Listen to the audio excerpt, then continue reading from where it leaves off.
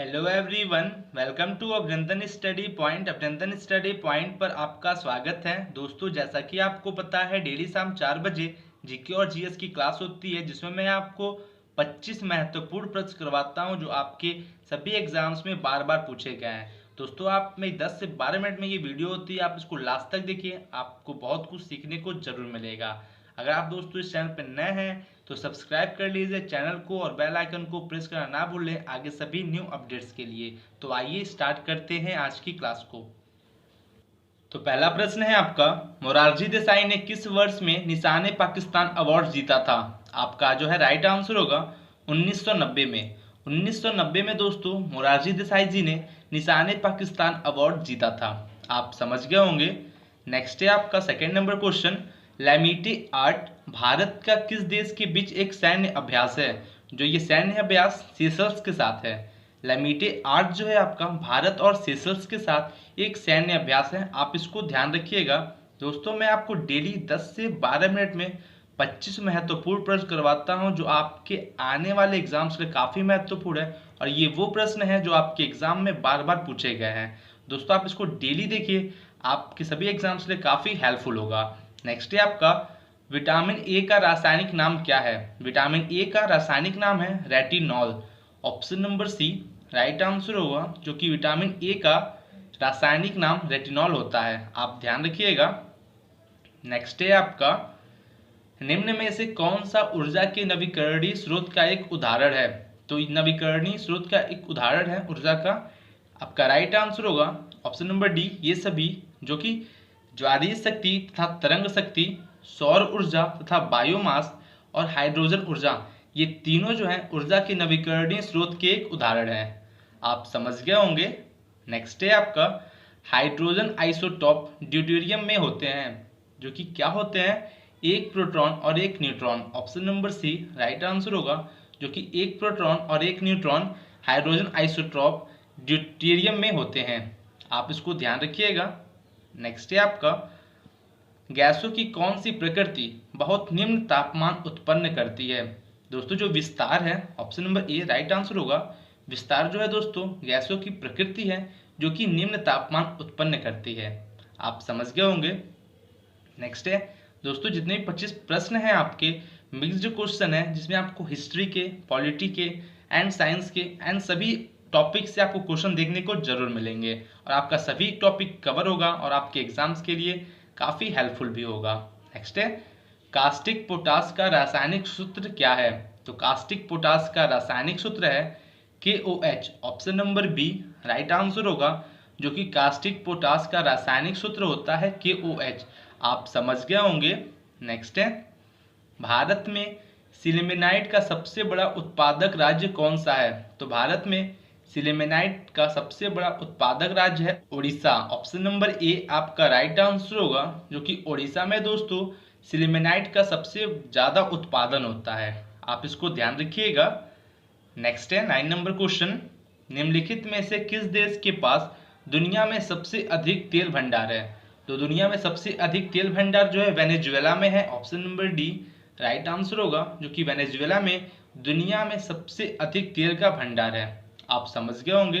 दोस्तों, आप सभी क्वेश्चन को देने से पहले आंसर आप 5 सेकेंड तक आप जरूर सोचिए, खुद को जज कीजिए कि आपको इसका आंसर पता था। अगर पता है तो बहुत अच्छी बात है, अगर नहीं पता है तो आप डेली जुड़िए हमारे साथ।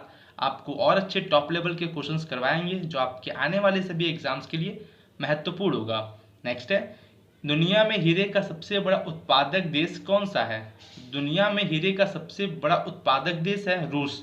Option number D right answer होगा, जो कि रूस में दुनिया में सबसे ज़्यादा हीरे का उत्पादन होता है। आप ध्यान रखिएगा। नेक्स्ट है आपका, आंध्र प्रदेश में तुमलापल्ली में सबसे बड़ा भंडार किसका है? जो कि आंध्र प्रदेश में तुमलापल्ली में सबसे बड़ा भंडार है यूरेनियम का।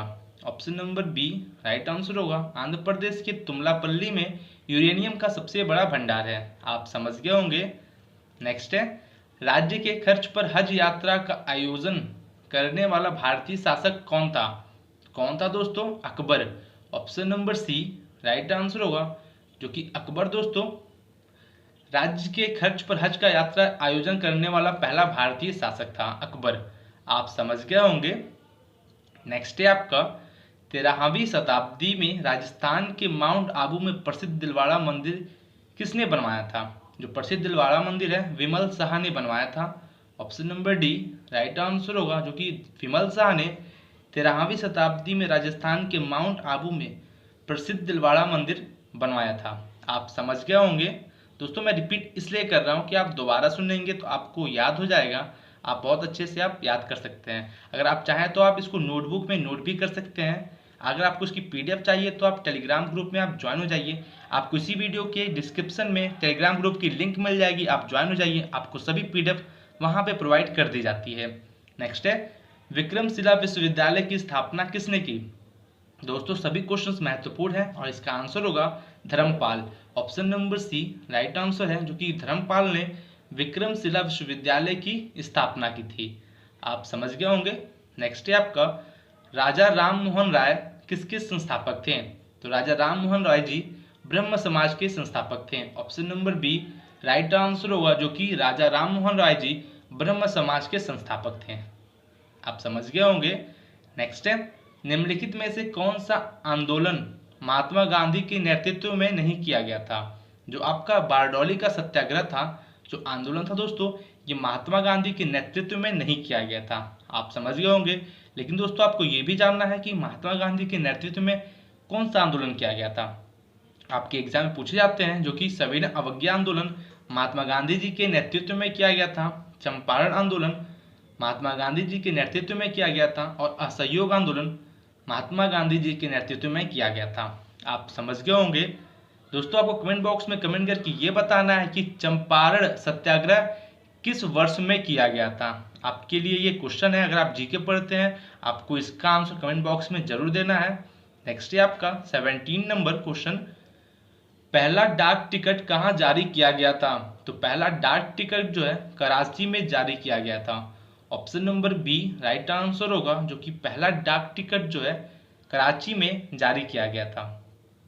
आप समझ गए होंगे।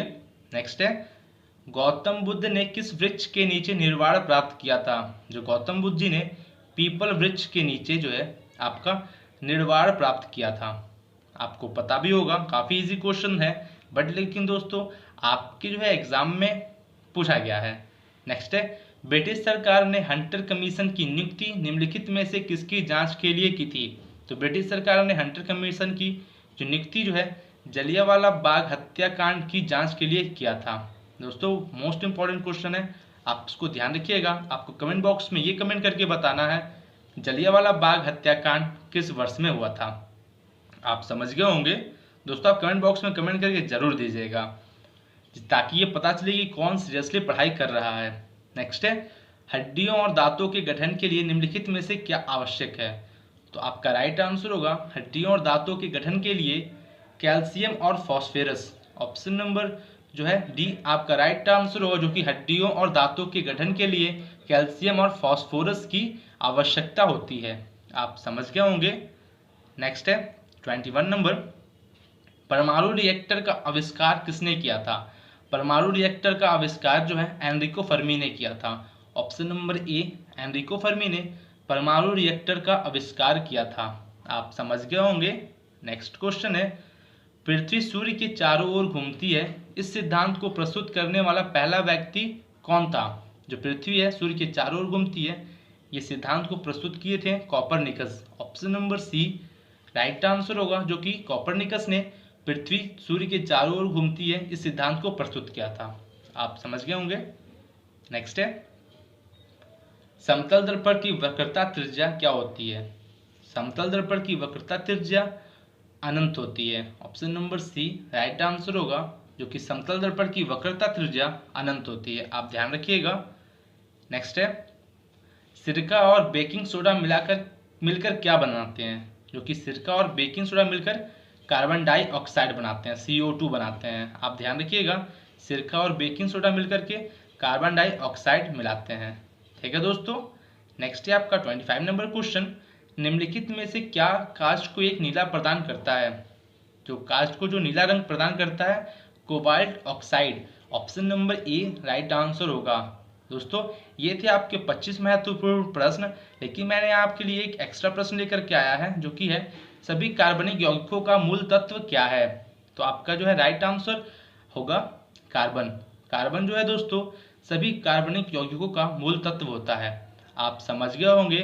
दोस्तों ये थे आपके 26 महत्वपूर्ण प्रश्न जो आपके एग्जाम में बार बार पूछे गए हैं। अगर आप इस चैनल पर नए हैं तो सब्सक्राइब कर लीजिए चैनल को और बेल आइकन को प्रेस करना ना भूलें लेटेस्ट वीडियो की अपडेट सबसे पहले आपको मिलने के लिए। तो आज की क्लास को यहीं ओवर करते हैं। Thank you.